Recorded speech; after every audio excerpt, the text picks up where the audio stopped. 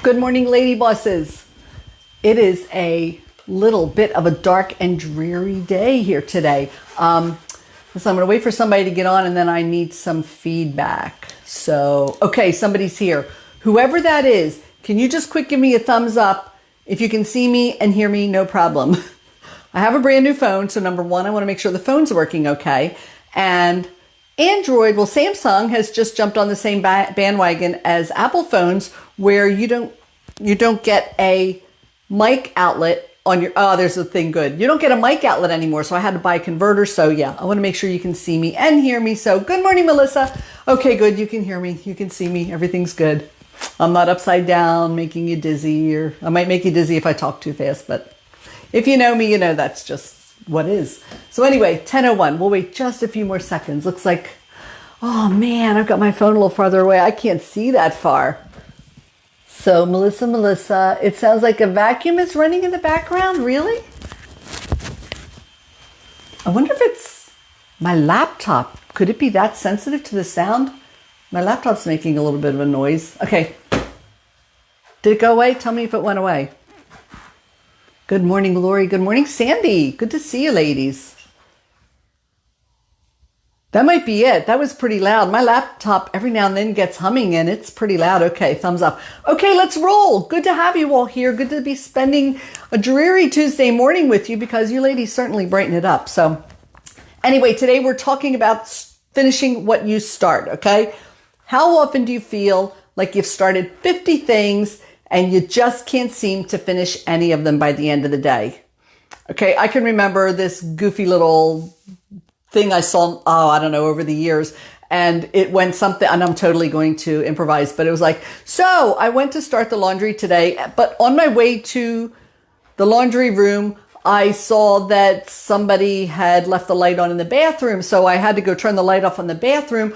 And then I saw that the soap dispenser was almost out. So then I had to go to the kitchen to get soap to refill the soap dispenser. And while I was there, I saw some dishes had to be put in the dishwasher. And then I realized that, somebody left dishes in the living room. So I went to do that. And then I saw, and you can imagine how it goes. You jump from one thing to another and you're busy. You're doing stuff nonstop, but you haven't gotten one freaking thing finished. So how many days do you feel like you've done that? Like you've just spun your wheels and jumped into so many different things, but just not finished anything. And it's so frustrating. Sandy is there. Oh, good morning. Okay. So anyway, the biggest reasons for this is not anything you've never heard, but it's still something we all fall prey to. So it's something we got to get a better handle over. The biggest reasons are interruptions. Okay. Very little you can do about that in some cases. In other cases, you can do an awful lot to eliminate interruptions. Distractions. The scenario I just gave was one distraction after another. It's like squirrel complex. You're right in the middle of what? Squirrel. Something distracts you and boom, you're gone. Your focus is gone. And multitasking. Okay. They're the biggest reasons we start things and don't get them done. Multitasking is a myth. If you haven't heard me already say it 1,000 times, you can hear me say it again. Multitasking is a myth. You might think it's so awesome that you can start one thing and jump to something else and jump to something else and jump to something else. The reality is, and studies prove, that when you jump from one thing to another, back and forth, that you lose 20% of your productivity. If you're working a 40-hour week, that's 8 hours you have thrown down the toilet, flushed down the toilet, 8 hours a week. Do any of you have 8 hours a week to just throw away? I know you don't. I know you're always looking for more time. So the best way to gain more time, one of the best ways, is to stop multitasking and stop believing it's a productive, good thing, because it's not. Because face it, you jump from one thing to another. Yeah, you're jumping that to a lot of things, but every time you come back to something else, you've got to totally refocus. Like, okay, so now where was I? Get back into your groove, get back into the place where you can just things start flowing again. It doesn't work, so stop multitasking. Okay, so how do we do all this? How do we make sure that when we start things, we get them done? Number one, we talked about distractions. Remove as many distractions as you can. Okay? if you're sitting at a desk working and your desk is cluttered and that's distracting to you because you're working on something and you're thinking about it and suddenly something else catches your eye and you think, you know what, I got to get that done today and let me knock that out real quick. And, to eliminate the distractions, if that's distracting to you, having like a messy desk, then just seriously, knock everything off your desk so that you're working on a clean space. So the only thing you're looking at is the thing you're working on. Because when you unclutter your mind, you unclutter your space, all that uncluttering gives you freedom to focus on what you need to get done. Now, I kind of kid about throwing it all on the floor because for some people, it would be really distracting because they keep looking at that thinking, crap, I should pick that all up. Seriously, get a pretty box, put a pretty box on the corner of your desk and just take everything that's on your desk, put it in the box, put the lid on. Out of sight, out of mind, no distraction. And then when you're finished, then you can go back to that box and go through it and do what you have to do. But clear your space so that you can clear your mind so that you can be productive. That's one way to eliminate distraction. Another way, and this is probably the biggest culprit for most of you, notifications on your phone, on your laptop. Every time someone sends you an email, every time someone sends you a message, every time someone sends you a text or a private message, whatever, ding, ding, ding, ding. Pavlov's dog, right? You cannot hear that ding and not look and see what it is. It's not possible. So you look real quick and you see it's an email. And of course you always get, the first line of it so you can already see what it's about. And how often do you think, again, let me knock that out real quick and then that's done. I don't have to worry about it. But just the fact that you stop to read it is multitasking. Now, when you come back to your job, you've got to refocus. You've got to get in that groove again. 20% of your time is being flushed down the toilet. So shut off the notifications. Put your phone in another room. Listen, it's, the next thing we're going to talk about is going to show you, it's not like we're asking you to give this up for the day or even hours. It's like, for this set period of time while you're working on this task, just do it without distraction and you will get so much more done, so much more quickly because you'll have that focus. You'll be in the groove. You'll get that momentum going. It's just going to be so much better. So clear the distractions as much as you can. Don't have TV on in the background. Again, just clear as many distractions as you can and you'll be so thankful that you did.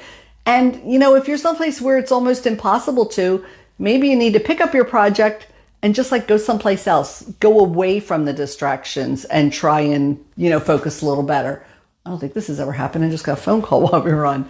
Okay. So, back in the day, you used to be able to go sit at a coffee shop and work. And, in these days of COVID, it's not so easy to find a place to go in public and do that anymore. Now that we're moving into some colder weather, it's not like you can go sit in a park for much longer. I'm finally found a local diner that's open that I can actually go meet people in for coffee, or if I wanted to go work, I could. But that's a little tougher right now. So that's a little bit of a challenge, is going someplace to work. But get creative. But bottom line, figure out how you can eliminate distractions. That's going to be huge in helping you actually get your jobs done. So the next step, maybe you have a job that's only going to take 15 minutes. Maybe it's going to take 3 hours. But either way, great advice from a girlfriend of mine is set a timer. And her recommendation is she takes her hour and she sets a timer for 50 minutes. Even if you have a 5-hour job, set a timer for 50 minutes and only work for 50 minutes. When you've got a timer going, somehow that even keeps you a little bit more in the groove and a little bit more focused. So have that timer going. And then when it goes off for the next 10 minutes, we're only going to work within this hour. I don't know if this is exactly how she does it, but this is how I interpret it. For the next 10 minutes, do something preferably physical. I don't mean stand up and do jumping jacks or try and run around the block real quick, but just get up. Just get up and go move and do something. If you want to take that 10 minutes to go downstairs, walk downstairs or walk in the other room and do the dishes, load the dishwasher, or go throw a load of wash in. Doesn't matter what you do, but for 10 minutes, get up and get moving. And set your timer for the 10 minutes, because when the 10 minutes is over, you get back to work. And here's the thing, if you haven't finished that project, set your timer for another 50 minutes, get back to it. But give yourself that break. It's going to make it so much easier for it to go down if you set your timer and you just really focus, get the work done, but then give yourself a little break. And listen, let me tell you something. You might think it'll take you 2 hours to do something because that's how long it's taken you in the past, but you may not ever have realized that it only took 2 hours because you were letting 50 million distractions creep in and keep you from really staying focused. So when you start doing this, you'll be amazed at how quickly you will get a job done. And then if you're done early, jump into the next job. But again, only work in 50-minute increments. Always give yourself a break because, hey, physically, from my health coaching background, we are sitting way too many hours a day. So it's still always smart to just get yourself up and get yourself moving a little bit. And then finally, do not start anything until you've checked off the job you started first. So you do not leave that job until you finish it. And the benefits of that are going to be twofold. Number one, you're going to have an amazing feeling of closure when you finally check that off your to-do list. Because whatever it is, it was big, it was important. Like, oh man, just, again, like we said, make sure the jobs you're choosing to do are the things that are the most important because, before you implement any of this, make sure the things are things that support your goals, things that really support your goals. Don't decide that, hey, I'm going to spend the day, my job today is going to be arranging and sorting out all my scrapbooking supplies when you have like really important things you should be doing for your business, whatever. Again, make sure you're prioritizing and you're working on the most important things. But then when they're done, you're going to have such a good feeling of having been productive. And it's just, that's like the most important thing you're going to get out of this. But then the next most important thing is it's going to make you excited about tackling the next thing. So you don't check anything off until you finish the thing before. And this happened to me yesterday. I'm so excited because I was chosen to be one of the guest speakers for my Polka Dot Powerhouse group for an event that's coming up in a couple weeks. And one of the best books I ever read is called Procrastinate on Purpose. And I've really learned how to procrastinate in a productive way. And for me, every time I have to do a presentation, and this is something I did naturally, but the book kind of supported it, I don't really finalize my presentation until maybe a day or two before I give it. Now, if it's months down the road, I might think about it. And as I'm thinking about it, I'm like building this skeleton. But to actually flesh that in with what I'm going to talk about, I don't do that until the very last minute. And the reason it's good and the reason it's something that becomes a big time saver is because if I did it a month ahead, then obviously you have to review it when it gets close because you're going to forget what you wrote a month before. So now it's time to do the presentation in 2 days. So I'm going to have to just review it, get it fresh in my mind.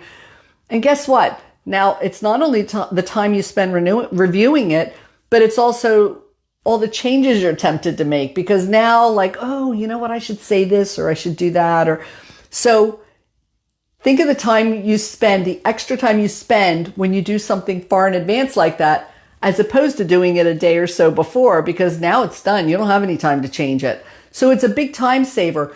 But back to the topic for this speaking presentation I have, we just found out 2 days ago that by 5 o'clock last night, she needed to have any handouts in her possession that we wanted to offer.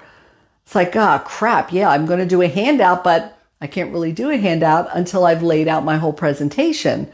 So that was crunch time yesterday. I had to work on my entire presentation so that I could put a handout together so I could send it to her. Now, in this case, even though I did it in advance, it is going to be a time saver because since the women are getting the handout, I sort of have to stick to what I wrote up in that handout. So it's done. I can just review it before I go on, but it's ready to roll. So it worked out really well, but I can't tell you how good it felt to get that done because that was looming out there. I knew this was something I had to get to, and I just, it was going to be a big job, and it just really felt good to get it done. And it felt so good to get that done that before I knew it, I had not only checked off everything on my to-do list that I had to do yesterday, but I even tackled and got done some of the things I had to do today. So it was great. It gives you that great, great feeling. So listen, you might have, it's not a logical thought and it's not a logical feeling, but a lot of people have the feeling that if they just do a small piece of a lot of different things during the day, that they're somehow being productive. And I'm just here to tell you, you're not being productive. You're being busy. You're doing busy work, but you're really not being productive because you're not getting anything done. So if you start to implement some of the things we talked about, at the end of the day, you might only check a few things off your to-do list. But the thing is, you're going to actually have gotten things accomplished, and you're going to have gotten the most important things accomplished. You know, the things you checked off actually got done, as opposed to starting 100 things but getting nothing done. So listen, before I close, I want to do a shout out to one of our lady bosses. And actually, this woman was fuel for one of the things I've said many times. I can remember years ago when I first met her, I heard her at an event say, you know, she said, I checked off everything on my to-do list today, but at the end of the day, I didn't feel like I got anything done. And it was probably because it was busy work, but she really didn't tackle some of the important things. Now, this was years ago, and I've used that illustration many times, but I've watched this woman grow. She's got a couple businesses. Her and her husband have a successful photography business. It's Lori Kiefer, and I said she's in this group, and I think she's on this call. But she has started, you know, she's been working for a while now on productivity coaching. I'll tell you, she is such a good trainer. She really knows her stuff. And if you feel like you know you have to do all this, but you just can't get it together and you don't know how, and you need some help and some guidance and maybe some accountability, maybe you want to think about having a coach help you to get this rolling. Because again, when you establish the momentum, when you start to do it, it will start to become a way of life and start to be like a habit. And not only is she a great teacher and a great trainer and has great information along these lines, but I've seen her implement it in her own businesses, and her business has just blown up because she's a smart lady who just really knows how to make this all work. So if you need help outside of yourself and outside of, just stuff you pick up here and there, and you just really want to work with somebody, I know she could help you. So I've asked her, sometime this week, drop something in the group, to tell you how to connect with her if you want to talk more about it. But if you need more help, this is an area that you're really weak in,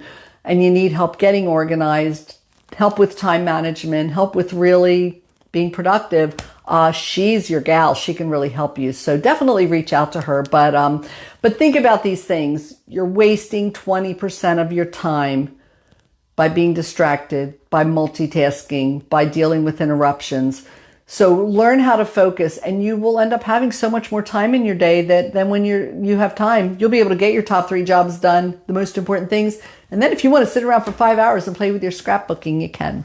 So time freedom, structuring your time ends up giving you so much more time. So definitely give these things a shot. And that's it for today. Ladies, have a great week, and I will see you here, same time, same place next week. Okay, bye.